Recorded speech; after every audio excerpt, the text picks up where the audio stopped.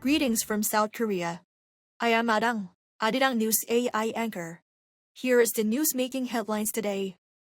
The 106-day war between the United States and Iran is officially over following the finalization of the Islamabad Memorandum of Understanding. President Donald Trump announced an end to hostilities on social media on Sunday, Washington time, and authorized an immediate end to the U.S. naval blockade and a toll-free reopening of the Strait of Hormuz. The official signing ceremony will take place on Friday in Geneva, Switzerland. U.S. defense officials said that clearing naval assets and active mines from the waterway will delay the full restoration of maritime traffic by up to 30 days.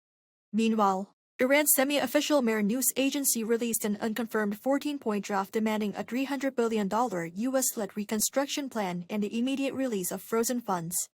Washington has not verified these specific conditions. Global oil prices have fallen after the United States and Iran announced their peace deal. Brent crude futures on Monday dropped by 4.02% to $83.82 a barrel.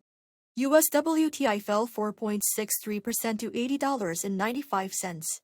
Easing geopolitical tensions also pushed the US dollar down to a 10-day low against major currencies. Over in Rome, President Lee Jae-myung attended a special Mass for peace and solidarity at the Basilica of St. Paul on Sunday. The Mass was celebrated by South Korean Cardinal Lazaro Yoo-hoon-sik.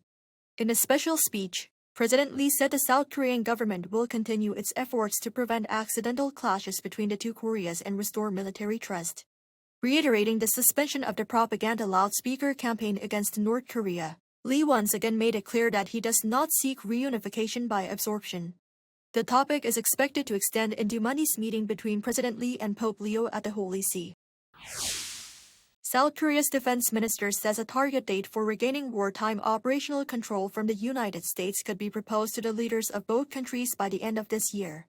Defense Minister An Gu-baek told Korean broadcaster KBS on Sunday that discussions on South Korea's full operational capability assessment will take place at the Allies' Security Consultative Meeting in November, after which a timeline proposal could be submitted to the two presidents. The Lee Jae-myung administration hopes to complete the transfer before Lee's term ends in 2030. An acknowledged there may be differences between Seoul and Washington on the timing, but said close consultations are underway.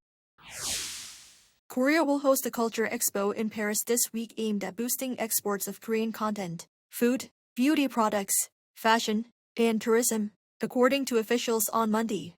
The K-Expo France 2026 runs from Tuesday through Friday as part of events marking the 140th anniversary of diplomatic ties between the two countries.